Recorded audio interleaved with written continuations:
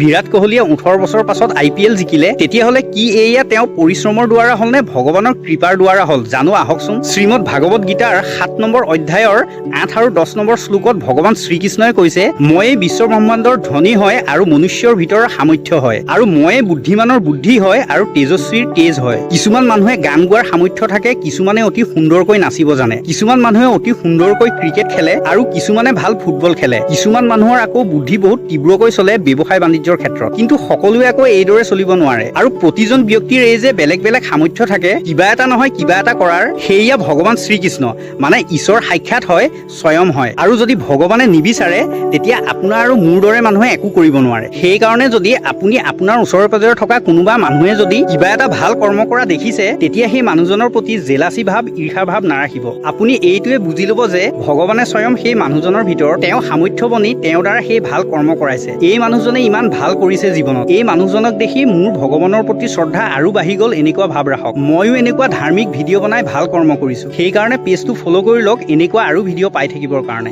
ভিডিঅ'টো ভাল লাগিলে লাইক কৰি কমেণ্ট ছেকশ্যনত জয় শ্ৰীকৃষ্ণ লিখি শ্বেয়াৰ কৰি দিব। জয় শ্ৰীকৃষ্ণ।